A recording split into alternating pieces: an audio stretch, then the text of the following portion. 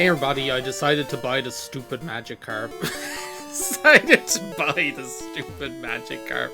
Hello there, well I got a deal just for you. I'll let you have this small magic carp for just $500.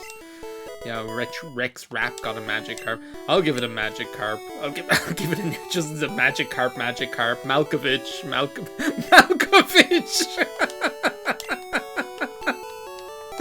Oh my god, what a freaking stupid start to a video. Of course. I don't know what I would have named it otherwise, but I'm glad we know this now. Malkovich. Don't tell me. Yes, oh my god, I was like, don't tell me I accidentally cancelled that. Oh my god, of course it's freaking being John Malkovich. I figured, you know, I was thinking about it and I was like thinking, do you know what, there probably isn't any point in waiting to, I'm not even sure you can get like a higher leveled magic carp in or Malkovich in this, in Beetlejuice in this game. There he is, the man himself. I'm not sure you can, do you know what, just run, it's not worth it. I don't know that you can even get like a better one in this game. And then I was thinking, can I catch just a Gyarados itself? And I couldn't remember whether you can. I know you can do that in yellow. Like, I know there's this one random, like, it's bizarre, right? There's this, and I'll never forget it from my, do you know what, I should get my, like, Pokemon guidebook. Is that here? From back in the day. Whatever happened to the summertime cookouts? Well, whatever happened to... I've got my Pokemon guidebook right here. Let me see. Well, it's not going to tell me which level it is, but at least I can see in Fuchsia City. Can you catch the... Because this is where I learned everything I know about Pokemon. I learned here. Yeah, here... Oh my god, if you... I need to take a picture of this and put it up on screen. Remind me to do that, somebody.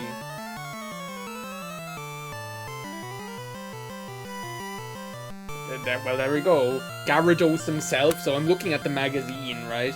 I read it in a magazine.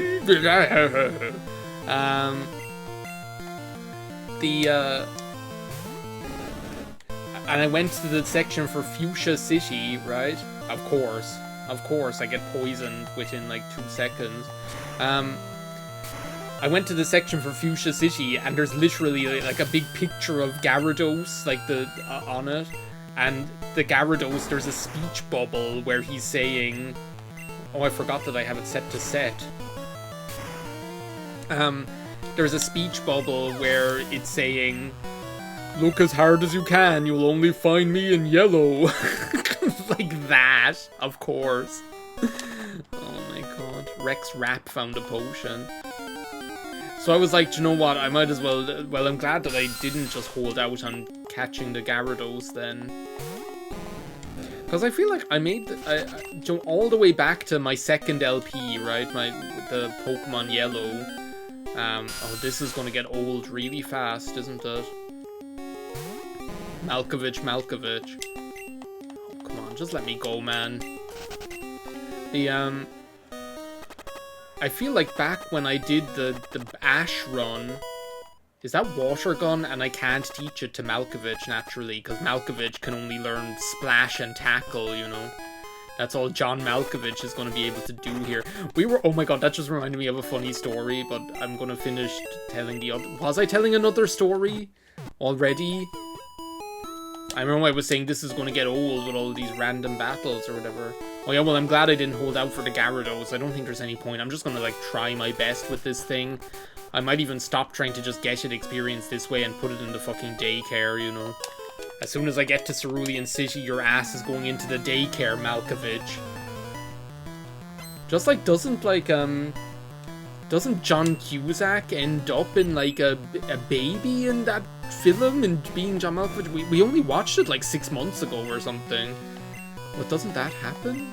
I feel like it's an amazing film. Like, it's one of those films that's just singularly bizarre and captivating at the same time. I'd like put it in the same in the same boat as, let's say, you know, like the Truman Show or something like that, where it has like this really like bizarre premise, and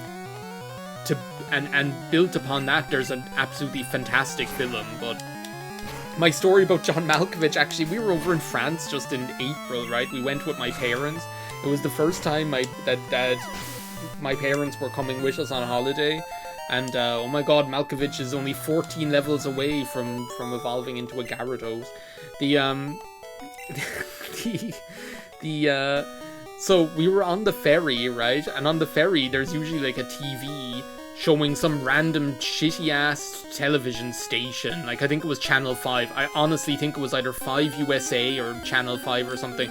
But it felt like on this channel, all they played was, like, one after the other, like NCIS and Criminal Minds and whatever. Like, that's all it was like an endless stream of those kind of TV shows. And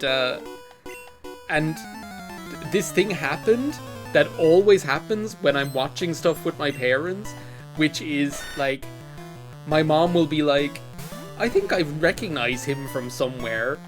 Then my dad will say, oh yeah, he's been in loads of things. And then I resist the urge to say, well, he's an actor, I should hope so. Like a jackass, right?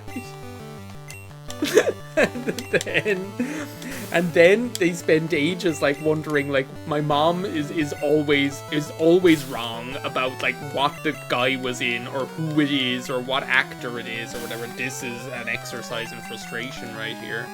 I'm gonna have to switch back to Malkovich and then switch back just so that I'm not freaking hobbled by this sand attack. So my mom is always like just off, right? She doesn't get it right. There might be some, like, she might be like 2 degrees separated from the truth, right? So you can see the connection, but it's just wrong, right?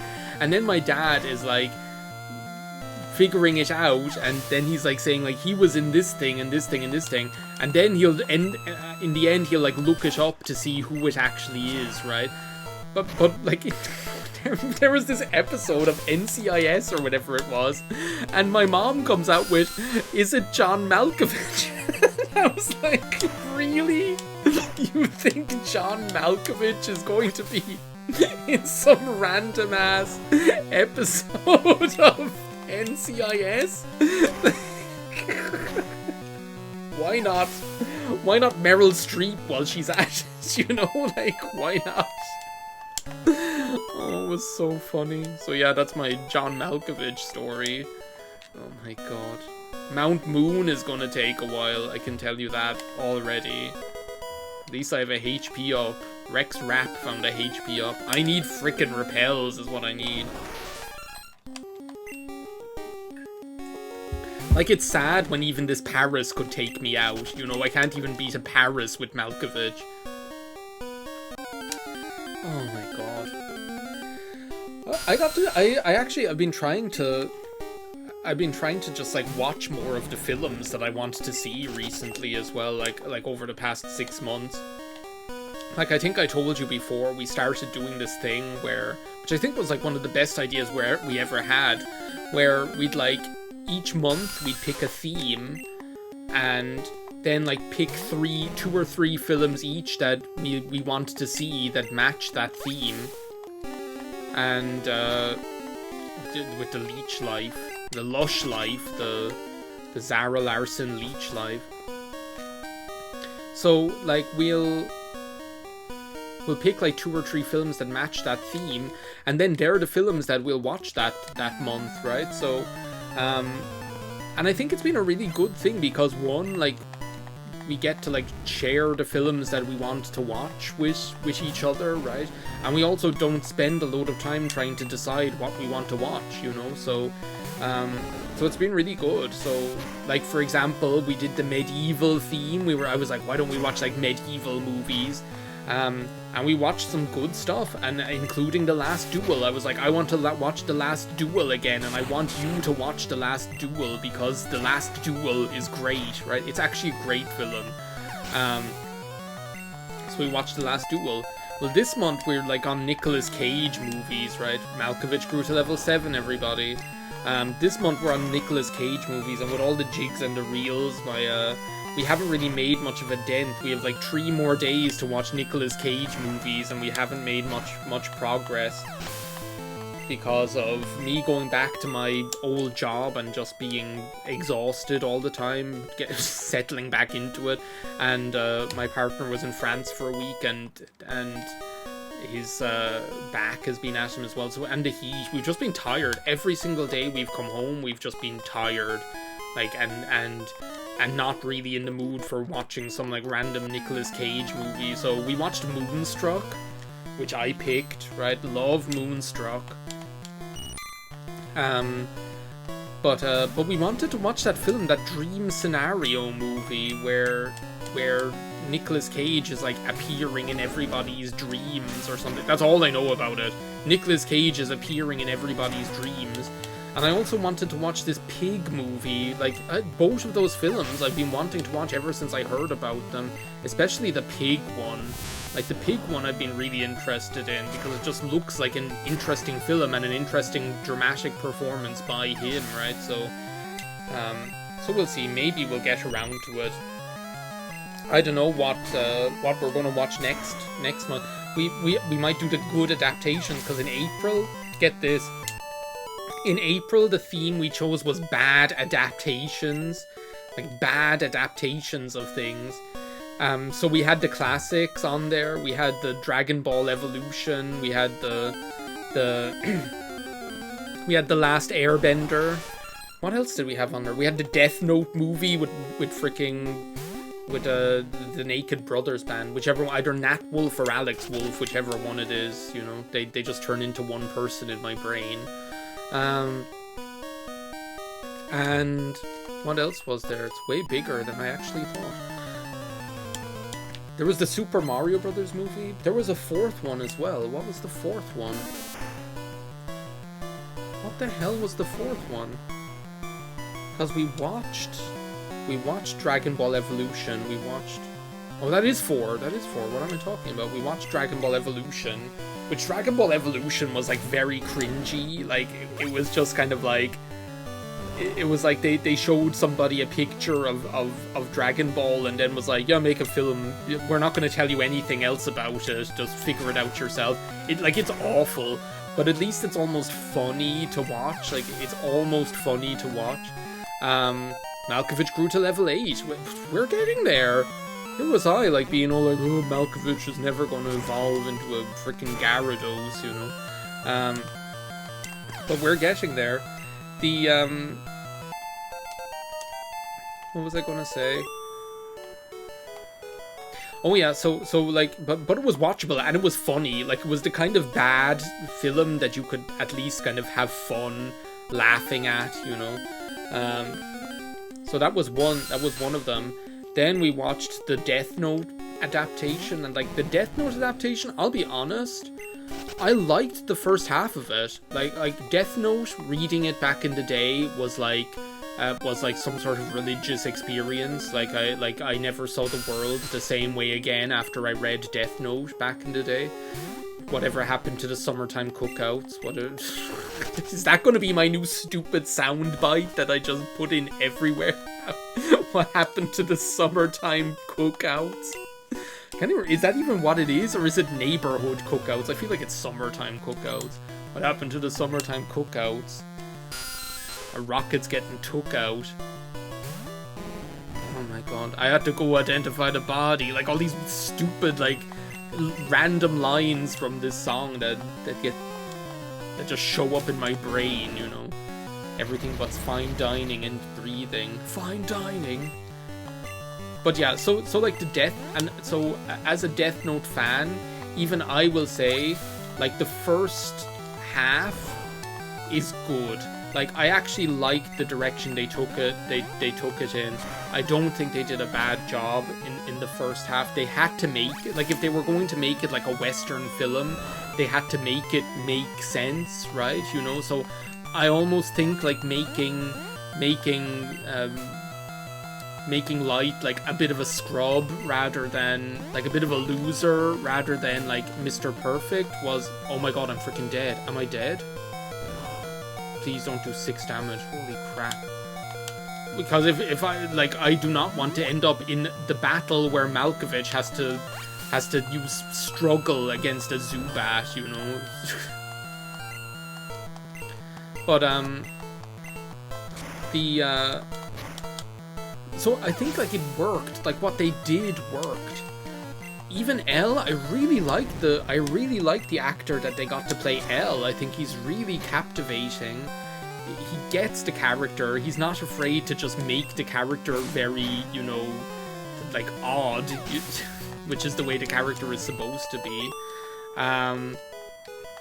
Maybe he's not as whimsical as L is, you know. L is just a little bit of a weirdo, you know, in the original, but there's something, but not a complete, doesn't have this kind of like shut-in quality to. Is that like Mega Punch? Please tell me that's Mega Punch. Can I teach Malkovich Mega Punch? Malkovich Mega Punch. Malkovich. I feel like TM01 is Mega Punch. Yeah, Mega Punch. Holy crap. Like probably Alan Grant can probably learn it. We'll have freaking Dr. Alan Grant out here Mega Punching things.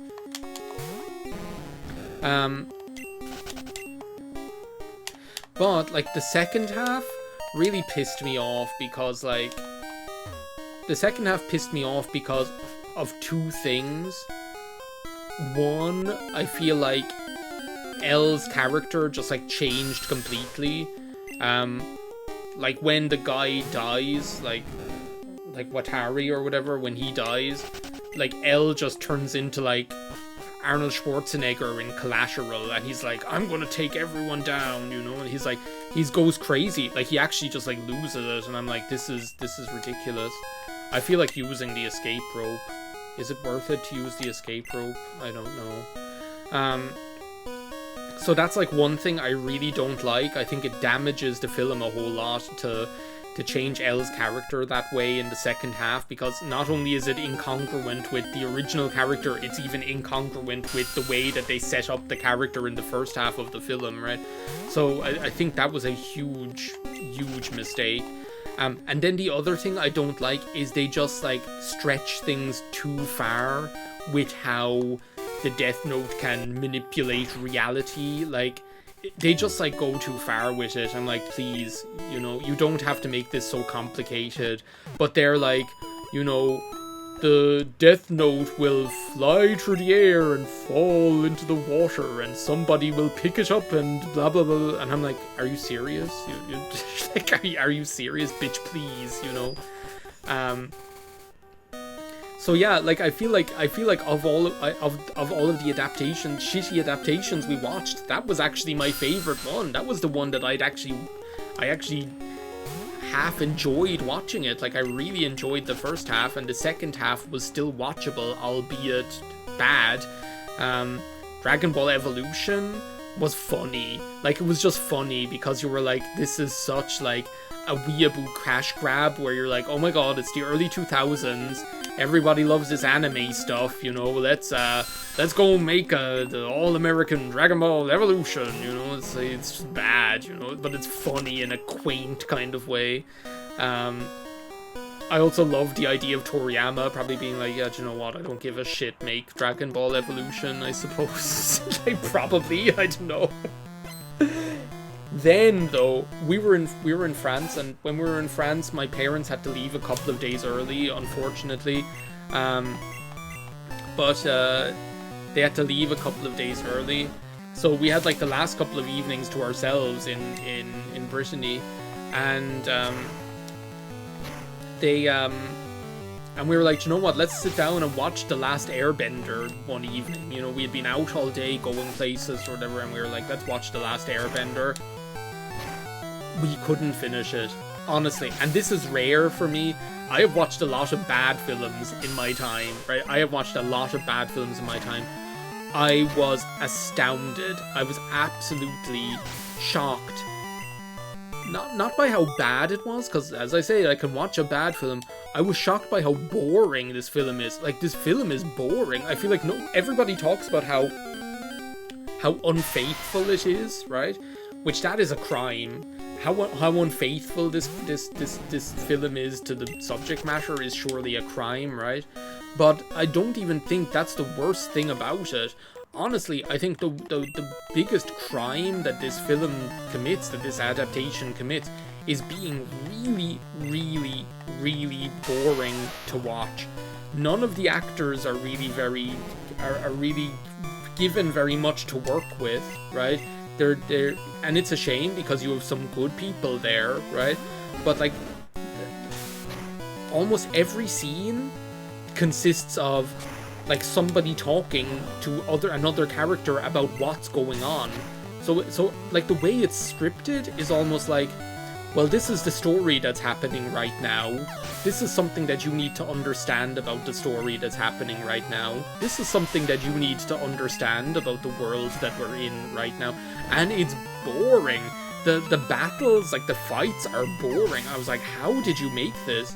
Honestly, it is astounding to me how somebody made this film. Like, I can't believe it. I've actually taken on bigger onyx than you for breakfast, you know, like literally. You don't even know the Biden blast. Rex Rapp defeated the hiker. Oh my god. So yeah, a moonstone that we'll never use, right? So yeah, like that was the bad adaptations. We never got around to watching the Super Mario film, but I feel like that's almost like Dragon Ball Evolution. I've seen it before. It's kind of like quaintly bad, if you know what I mean. It's kind of just like charmingly awful. Well, kids should leave the grown-ups alone. But outside of that, like, I've been taking the time to watch some films I've wanted to watch for a long time. Like last week, or was it the week before, I went ahead and watched Bones and All, which, like, Bones and All, right, is such a Harry Bait film. It really, really is. Like, when you hear, if you don't know what it is, right, I'm going to describe it right now, and you're going to be like, yep, that's the Harry Bait, right? So, Timothée Chalamet, there we are already, right? Timothée Chalamet and this other girl, right, are like cannibals, right? They have an urge to eat human flesh, right? And they go on, they pretty much just are on the road together, trying to understand themselves and each other and find their place of belonging in this world, right? Honestly, like, was there ever a film that sounds more like it was made just for me? I don't think so. And it was really good. I was so glad that I watched it. It's very melancholy. I like the subject matter of it. You have some great performances in it. It's so nice, and like the way it looks is beautiful. It's a beautiful looking film as well. You have some lovely shots of like Nebraska in it. Like, you just have, like, it's mostly set all up in this area of like middle America, you know, of like the Midwest or whatever. And you have some just beautiful landscape shots around there and things like that. It's a really nice one. I loved it so much. And then like a couple of guys who were up to no good. A couple of months before that, I think, I finally got around to watching The Holdovers. So good.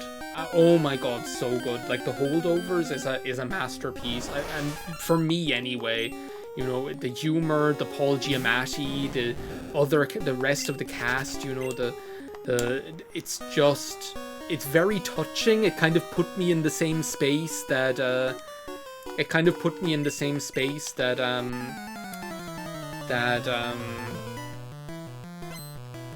what's the film I'm trying to think of? How could I forget Rushmore? It kind of put me in that same kind of thought space as Rushmore, I think. You know, it's just a beautiful little film. And it made me think things and feel things. It's so great. Actually, speaking of Alexander Payne, I watched About Schmidt because I read About Schmidt. So I read the book About Schmidt, Or did I watch it first? Like, I watched this film years ago. Like, I feel like I watched About Schmidt when I was in college, which is already a long time after it came out. And, like, I didn't remember whether I liked it or not, which is a weird thing, right? Like, usually when you watch a film, you can remember, okay, did I like it? Did I not like it? Or was it only okay? And I couldn't remember whether I liked About Schmidt or not. So I watched About Schmidt again recently. I should probably heal, right? Because if this shithead has freaking the Sonic Boom or whatever, the Fossil Maniac, there's only one dinosaur-obsessed idiot around here, and it's Rex Rap. Oh my god, that Grimer sprite is so cute. He's like, ah! I almost splashed on him. So I watched About Schmidt. Yeah, I watched it first, actually, recently. And it was good. But, like, what I found bizarre about it is that the part that I liked the least about it was Jack Nicholson in it. Like, and I adore this man, right? I adore this guy in lots of films. As Good as It Gets is one of my favorite films of all time. I can't believe Malkovich is already level 10. Who would have thought? But I found it almost felt like a miscast in this film. Like, I didn't buy Jack Nicholson in this role. He's so small, like, small in terms of presence. He's so sad. He's so, like, undynamic. He's so, like, it's very strange. It's very, very strange. And I came away from this film being like, I still didn't know whether I enjoyed it or not, because I liked Kathy Bates' character in it a lot. You know, I really, as always, we have to love Kathy Bates, you know. I kind of liked the setting and the story and this whole thing, right? But I came away from it, like, finding it strange. It doesn't matter which one I pick. I'm just going to pick the Helix Fossil. We're never going to be using any of this shit, you know. Alright, this one's mine. I'm going to use this antidote because I'm afraid of... And I might as well use a potion as well. I'm afraid of whether I'll be able to get to Cerulean City in time. I don't think there are any trainers on this route, though. There is the Mega Kick TM, isn't there? I think. When we get out of here. We're free! We got out of Mount Moon. I have no idea how long this video is. This video could be like 45 minutes long for all I know. I wonder if there's a secret item here. A great ball. Well, you know what? We might actually put that to use in about like 5 minutes, because we're finally going to be catching another Pokemon for our team. One that we can actually use. Not looking anywhere, Malkovich. And which Pokemon is that, do you say? Well, you'll see in just a minute. If I can find it. Yeah, TM04. I'm pretty sure that's freaking Mega Kick. And there's that one random trainer there. And then we go down over this hill and we can never come back here again. I honestly feel that route, like that route between Mount Moon and Cerulean City, is like the route that you see, that you visit the least in the game. I feel like you visit this route less than any other place in the game, because once you go, like a lot of the time, you will only go there, along there once, right? You'll only go there, you know, I'm not doing this shit with, switching from Malkovich to Alan Grant. But yeah, look at this shit-eating Spearow. So yeah, then I read about Schmidt, the book, right? And like, the book is really very different. Like, it's an interesting situation in terms of an adaptation, right? Because like, About Schmidt, the film, is like set in Nebraska, and he's kind of like, after becoming a big deal in probably this kind of, yes, national level insurance company, but he's not like living the high life. They live a very comfortable existence, his wife and him, right? In this kind of like middle class, like in this kind of upper middle class Republican kind of way, right? And then his daughter wants to marry like some guy who sells hot tubs or something, I think, isn't it? Like hot tubs or something. I think something like that, where you can really see why like Schmidt and doesn't see why these two families should end up being connected with each other. There we go. Ekans, that's what we've been waiting for. The next dragon for our dragon team. Stop dragging my heart around. Don't kill it now, please. I need to use... I only have this one great ball. Oh no, I have a Pokeball as well. I'll try the great ball, it's worth it. I mean, I can just buy more, or I can just get one more out of the garbage on the SSN, you know, to catch my next Pokemon we won't be catching for another 20 hours. Moves silently and stealthily, eats the eggs of birds such as Pidgey and Spearow whole. Do you want to give the nickname to Ekans? Oh my god! But yeah, while I'm thinking of a nickname, but in the book, he's like this. He's like this real big wheel in an insurance company in New York. He's very wealthy. The whole book is talking a lot about him and his money and how he's going to be financially secure after retirement.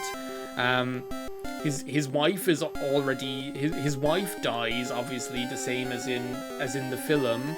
The family that the daughter is marrying into is actually the family of another partner at the same firm who Schmidt actually brought up in the company, right? And it's just very, and this whole relationship aspect is very different as well. His relationship with this woman who works at a restaurant that he goes to. So it's a very different book. Like, I feel it's very interesting because both are good, right?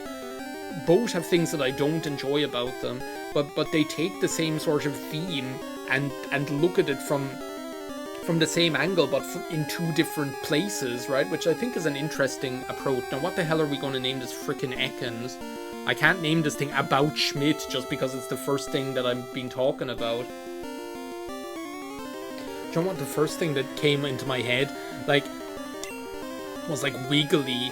And I'm not going to tell this whole story, but I had like a pet worm named Wiggly when I was 3 years old that I found in a hole in the front garden of the house we were living in that time. And I remember, like, when we moved from that house down here to Cork, I was like, oh my god, Wiggly. Whereas, like, probably it was a different worm every single time, right? You know, obviously. And then I think there was this one time where I found another worm here, and I was like, oh my god, Wiggly is here too. So we've got Wiggly. Anyway, thank you very much for watching this part of Let's Play Pokemon Red, the Rex Rap run. I will see you next time. Bye now.